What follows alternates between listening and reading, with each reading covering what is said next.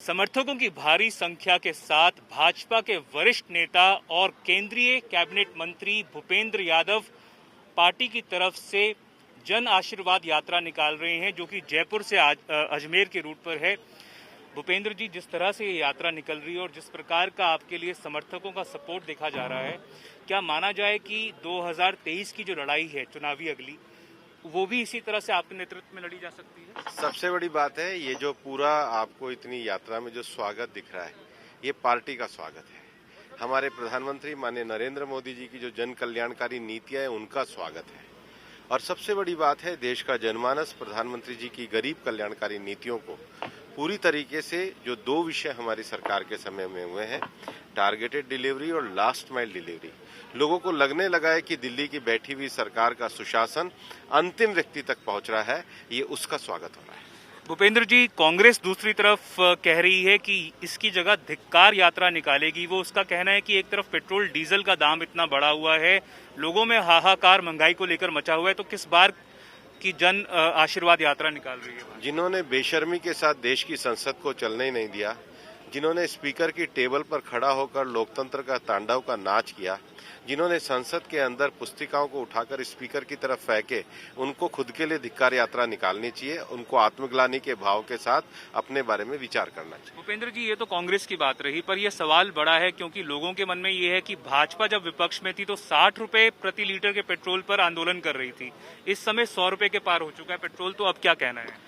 ये तेल के जो दाम है अंतर्राष्ट्रीय कीमतों के हिसाब से होते हैं, लेकिन सरकार बाकी सभी मोर्चों पर, अगर आप देखेंगे कि गरीब व्यक्ति के लिए कल्याणकारी योजनाएं, देश के अंदर सुशासन, सरकार की जितनी भी कल्याणकारी योजनाएं उनको नीचे ले जाना, ओबीसी वर्ग को न्याय दिलाने के लिए काम करना, सामाजिक रूप आर्थिक रूप से पिछड़े हुए लोगों के लिए आरक्षण देना, विश्वविद्यालयों से लेकर आधारभूत सुविधाओं को देश के अंतर्गत बढ़ाना, इस सरकार के द्वारा बहुत सारे कल्याणकारी कार्य किए। पर पेट्रोल डीजल के दाम का एक बार फिर से आपसे सवाल पूछना चाहूंगा, क्या आपको लगता है इस पे सरकार को ध्यान देना चाहिए? सरकार सभी विषयों के लिए संवेदनशील है और संवेदनशील सरकार ही देश में जनता के लिए शासन कर रही है। भूपेंद्र जी, ये जो जन आशीर्वाद यात्रा है, इसके बारे में अगर बात की जाए तो इसका क्या मुख्य आपका औचित्य है? इसके पीछे क्या आप संदेश देना चाह रहे हैं?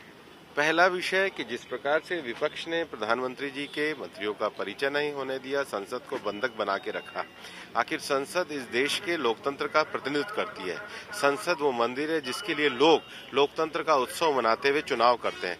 तो संसद को कभी राजनीति में बंधक नहीं बनाया जाता है। संसद चर्चा का क्षेत्र होता है। विपक्ष का जो रवैया है वो जनता के बीच में जाना चाहिए और कोई भी संवेदनशील सरकार जनता का आशीर्वाद लेकर ही अपने काम और योजनाओं को निरंतर आगे बढ़ा सकती है।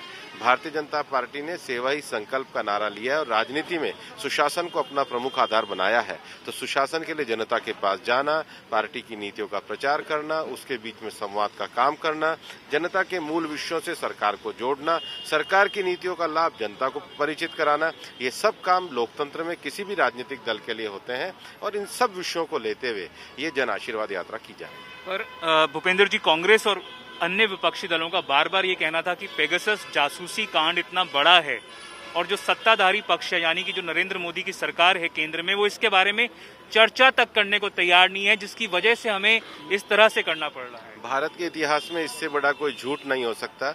जिस दिन ये विषय समाचार पत्रों में आया, संसद प्रारंभ हुई, हमारे आईटी मंत्री अश्विनी वैष्णव जी ने लोकसभा में अपना स्टेटमेंट रखा, राज्यसभा में अपना स्टेटमेंट रखा। मंत्री जब भी संसद के अंदर अपना स्टेटमेंट रखते हैं, विपक्ष का ये अधिकार होता है कि वो उनसे प्रश्न करें, पर वो प्रश्न क्या कर रहे थे? वो तो संसद को भंग कर रहे थे, संसद को चलने नहीं दे रहे थे। जब सरकार स्वयं स्टेटमेंट लेकर संसद के सामने आई तो विपक्ष ने चर्चा क्यों नहीं शुरू करी? और उसके बाद भी जब ये कृषि की बात करते हैं, राज्यसभा में हंगामा तो टेबल पे चढ़ने का विपक्ष ने तब किया जब सरकार कृषि पे चर्चा करा रही थी। चर्चा से वो भाग रहे हैं, सरकार नहीं भाग रही। भूपेंद्र जी, अगर राजस्थान के परिप्रेक्ष्य में बात की जाए, 2023 में लड़ाई होनी है अगले विधानसभा चुनाव की, प्रदेश अध्यक्ष आपके साथ में है, क्या आपको लगता है जिस प्रकार का समर्थन आपको अभी मिल रहा है ये उसका आगाज है? क्या आप खुद तैयार हैं उस लड़ाई का नेतृत्व करने के लिए? देखिए, हमारी टीम राजस्थान, हमारे प्रदेश अध्यक्ष जी, हमारी पूरी पार्टी इस चुनाव को लड़ेगी और संगठनात्मक रूप से जो हमारी राजस्थान की टीम है वो इस चुनाव को लड़ेगी। व्यक्ति नहीं, पूरा भारतीय जनता पार्टी इस चुनाव को लड़ेगी। इसलिए कोई मैं व्यक्ति के रूप में नहीं, एक टीम राजस्थान, भारतीय जनता पार्टी के हमारे प्रदेश अध्यक्ष, पूरे राष्ट्रीय पदाधिकारी, हमारे सारे कैबिनेट मंत्री, सब लोग इस चुनाव को लड़ेंगे। और दूसरी बात, आज आप ये नोट कर लीजिए, आज तारीख है 20 अगस्त 2021। 2023 में जब भी चुनाव होंगे, राजस्थान में 3/4 बहुमत से भारतीय जनता पार्टी की सरकार बनेगी। पर कौन मुख्यमंत्री बनेगा, ये बड़ा सवाल है, क्योंकि पिछली बार आप लोगों ने पहले से नाम डिक्लेयर किया था सर। ये पार्टी का पार्लियामेंट्री बोर्ड तय करेगा। पार्टी के पार्लियामेंट्री बोर्ड के द्वारा ही ये विषय तय होता है। एक बड़ा सवाल ये भी है कि आपके आज मंच पर आपके साथ में तमाम भाजपा के आला नेता राजस्थान के मौजूद थे, प्रदेश अध्यक्ष थे, पर राजस्थान की पूर्व मुख्यमंत्री वसुंधरा राजे नहीं थी। क्या कारण है? एक्टिव रही हैं वो, उन्होंने बाढ़ क्षेत्रों का दौरा भी किया पर यहाँ नहीं थी। मेरी पूरी बात हुई है, वो धौलपुर से दिल्ली पहुंचे, उनके परिवार में बीमार है कोई व्यक्ति, उनकी देखभाल के लिए है। पूरा संदेश और सारा विषय उनका मेरे पास। राजस्थान में सर एक पोस्टर वॉर चल रहा था, कहा जा रहा था कि वसुंधरा जी का पोस्टर नहीं लग रहा, पर आज हमने देखा कई जगह पे उनका पोस्टर में मौजूद है। तो क्या ये मानकर चला जाए कि आप सम्मान दे रहे हैं सभी नेताओं को? मैं नहीं, हमारी पार्टी दे रही है। मीडिया में चल रहा है, राजस्थान पार्टी के मन में कुछ नहीं चल रहा है।